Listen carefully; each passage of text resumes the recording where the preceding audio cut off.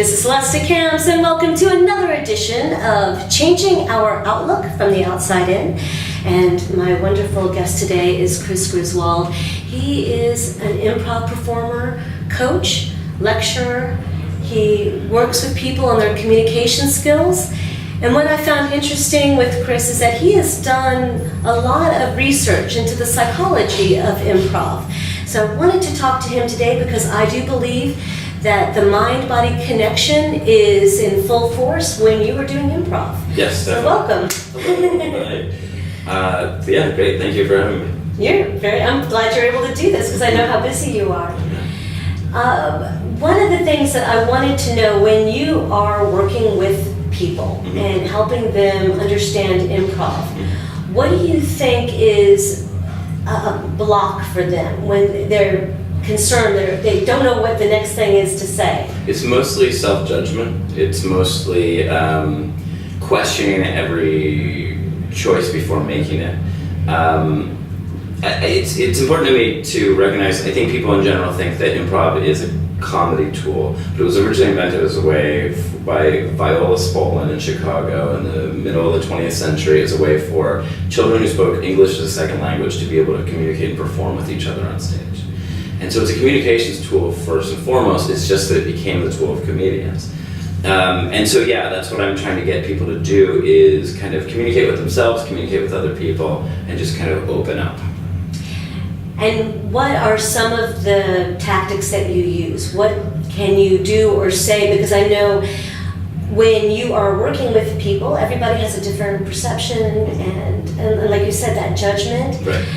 Do you find you have to explain a certain thing 5 different ways? Yes. For it to click? Oh, I definitely do. Well, I explain things.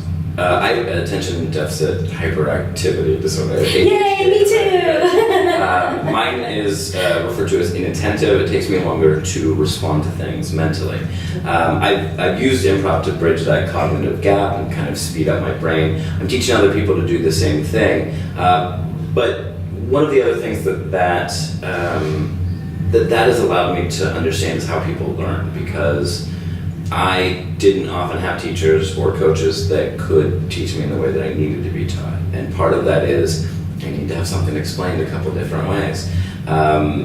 I've worked with you before, and one of the things that I do is I'll use a variety of metaphors, movies or dance or any number of things, because different things are going to hit different people in the room in a different way. And then I also sort of reiterate instructions and add instruction as I already get people in motion doing an exercise, so it's easier for them to process. It's important that I put people in motion. Right, and that is something that I found when I'm dancing, that I feel completely different.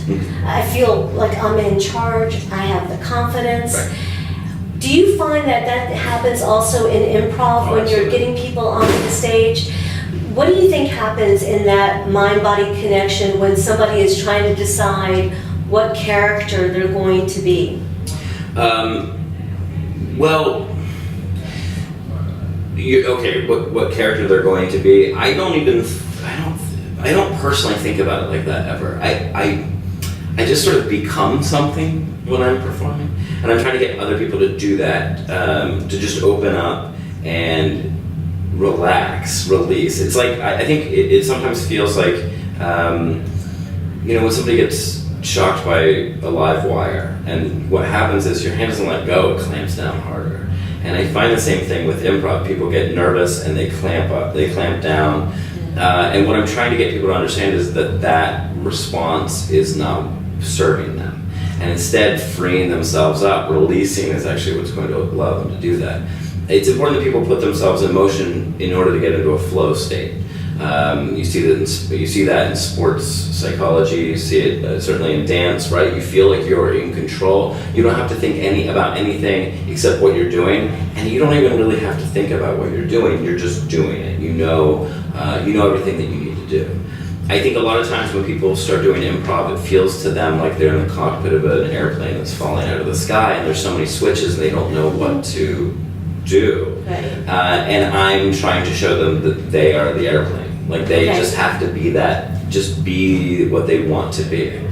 One thing that I notice a lot in improv is that people create restrictions for themselves in improv scenes. We can't do this. This is difficult, and it's something I've really been pushing on people lately. Is think about. You have the ability to do anything that you want to do, make any choice that you can. Why are you restricting yourself? Why is that the choice that you're going to? Why are you coming into conflict immediately? And instead, so that's actually been helping people lately. I go through phases of this is what I'm focusing on with different people. Okay. But it's been opening people up to understand that they just have to put themselves in motion. Yeah. And do you find that in your everyday life? Oh. How does that work for you in your everyday life? Well, I have a lot of anxiety. One thing that I've learned, though, is that anxiety is just a choice that I'm making. Mm-hmm. It's, I think a lot about Brer Rabbit. Yeah. Well, because there's Brer Fox and Brer Bear capture Brer Rabbit, and they keep threatening to throw him into the briar patch. Right. And that's not a big deal to him because he was born in the briar patch. And I think sometimes a lot of us are born in the briar patch and we carry it around with us throughout our lives. We don't understand how to step out of that nest of brambles and just live our lives. And I think if you can just start to trust yourself, trust your instincts, do things before you're ready. I think a lot of people hold on to, well, I'm not ready yet, but nobody who does anything great was ready to do that thing. You only become great by doing. And that actually, I want to say something about being great. I think a lot of people want to be and do things that are great, make things that are great, but you can't do that. You can make bad things and polish them into good things, and then other people can think they're great. But you really just have to settle for good and make it as good as you can. But yeah, I think with regard to my personal life, it has helped for me to understand. I keep track of. I like to monitor myself. My heart's beating faster, or I'm sweating, or and I can start to affect that. I put myself to sleep in the dentist chair. I do. This is the thing I talk about a lot. I do. I have explored these things as a way. I think of improv as a sort of an access panel into the brain. If you can work on the improv stage, it will change how you live your life. And I can, when I go to the dentist, I will just make myself pass out. I actually had dental oral surgery one time, and I told the surgeons this, and they laughed. But between doing 2 blood pressure tests, my blood pressure dropped quite a bit because I'd already started kind of calming myself down and putting myself in that meditative place. So these things are possible. All of it is just biofeedback, connecting with yourself, knowing you are, being honest about your emotions, and then you can flow through your life better. And do you find, at least one of the things that I found fascinating when doing improv is how present I had to be. Yes. Because I am ADD too. I mean, I'm easily distracted. It is sometimes hard for me to stay on track. Right. Because I think of like 5 million different things I want to do. But when I was doing the improv, it really forced me to stay in the present and in that mindfulness that I think is helping me in my day-to-day life. I find that I'm better at listening to people. Yes, that's really all it is, just listening and reacting to people. People think that it's writing an improv scene from beginning to end. That's what it looks like from the audience. The true magic trick of the whole thing is you just listen and react to what the other person says, and the audience sees something different. They see a completed scene. I think it's the case with anything creative. We look at it and we go, like you look at a novel, and you think, you just write that from beginning to end. I think a lot of people think that, but really it's just putting in an outline, and then adding more detail, writing notes, and then turning that into prose. And it's the same thing with improv. It's just listen and react, and that's important in life also. Early on, when I started teaching improv, I realized that the 4 things that were important to me were making choices, committing to those choices, being affected by someone else's actions and responding to that, and knowing the effect of your own actions. And I was able to just isolate it to those 4 things. That's really all improv is to me, is those 4 things. Just make choices, commit, be affected, and know your effect. I mean, this is something that, these are tools that we can adapt right away. And what's interesting is, whether you're taking an improv class or you may decide you want to at some point, you can still learn those skills and bring it in, because I think you're right. I think that there is a lot that you can learn about letting that person that you're trying to gain rapport with to speak and to listen, and like you said, and then react. Yes. And not worry so much of, well, I have to wait my turn so that I can speak now, right. And not really hear what that person's saying. One of the things with ADHD is that we're very sensitive and we take in a lot of information. And using improv, I've been able to focus through that information and process it more quickly. So I can kind of read the room and know how everybody is feeling just by picking up on cues. And the other thing is, another thing is that when I'm talking to somebody, I will often just match their behavior, their tone, and then my brain just speeds up and I'm there with them. I know how they're feeling and I know how to react to them, and I'm connected with them in that moment. And that gives you another level of compassion and empathy. Absolutely. Because you are putting yourself in that other person's shoes once you do that. When you do that matching and mirroring. Right, and I have a company called Engage, okay. And we do workshops where we teach people how to do that. Especially following the 2016 election, people were finding themselves in difficult situations of not knowing how to speak to loved ones, family, friends. And so we started running workshops where people could learn how to communicate with each other. And what we do is we discuss how everybody's feeling, what our experiences are. We put people in motion, we train very specific, simple skills, and then we start to role play. And people start to realize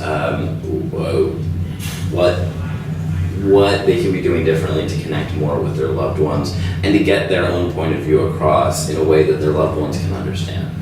That's great. So I will put links for that, so that you can do that too, because I'm sure there's many of us out there right now that need to do that. Yeah, right. But it's an amazing idea, though. That is an excellent idea. And I think that it also sounds like you would provide a very safe environment for absolutely. that, so that people can walk in and not immediately feel that judgment. Yes, that's very important. I try to create a safe space so that people can risk failure, risk embarrassment, because it's only through moving forward fearlessly through that haze of anxiety that you can come out the other side a stronger person. Largely, I think of the work that I do as I find out where someone wants to go, I get them there, but what I do is I sort of create a series of mazes that they have to go through, that in going through that maze, they come out who they want to be on the other side. Wow. That's incredible. No, it really is. I think that's an amazing, wonderful idea. Yeah, I could see that definitely being in demand. I appreciate that. Yeah. Yeah, well, that's great. I do, I mean, you've worked in the room with me. I get up, I'm physical, I match the performers.